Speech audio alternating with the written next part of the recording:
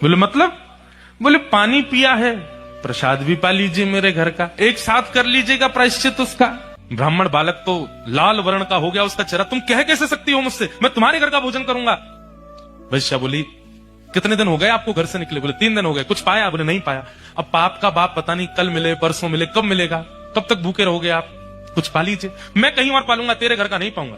इतने दिन से आप अकेले घूम रहे हैं, आपके पास धन भी नहीं होगा। मेरे घर अगर आप प्रसाद पाएंगे तो मैं दक्षिणा में 5 सोने की मोहर आपको प्रदान करूंगी। बालक ने कहा 5 सोने की मोहर? ठीक है, मैं पा तो लूंगा, लेकिन मैं अपने हाथ से बनाऊंगा, तुम्हारे हाथ से बना हुआ नहीं पाऊंगा। हाँ ठीक है, मैं सीधा सामान दे देती हूँ, आप बना लेना। ब्राह्मण बालक जैसे ही बैठा बनाने के लिए, वैश्या आई आकर के बोली मुझे बहुत कष्ट हो रहा है, मैं देख नहीं पा रही हूँ, आप मेरे सामने बैठ के अपने हाथ से बना रहे हैं। मैं 5 की जगह 10 सोने की मोहर दक्षिणा में दे दूंगी, मुझे बनाने दीजिए ना, ये अवसर मुझे कब मिलेगा? ठीक है तुम बना लो, लेकिन गंगा जल में बनाना। बना करके थाली में परोस दिया। ब्राह्मण जैसे ही पाने के लिए बैठे, वैश्या ने कहा आपकी आज्ञा हो तो एक कवल में अपने हाथ से तोड़ के खिलाऊं आप?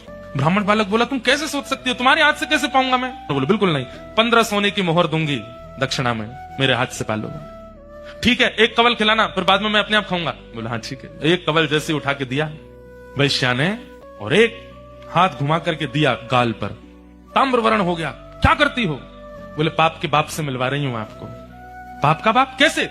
आप मेरे घर का पानी पीते? नहीं पीते। क्यों पिया? बोले वो तो मैंने अनजाने में पिया। अनजाने में पिया तो फिर मेरे घर का भोजन क्यों किया? बोले वो तुम्हारी बड़ी श्रद्धा थी। बोले झूठ मत बोलिए, सोने की मोहर के कारण आपने किया।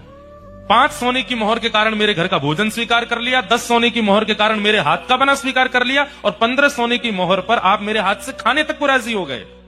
अपने पिताजी को जाके बता दीजिए पाप के बाप का नाम है लोभ।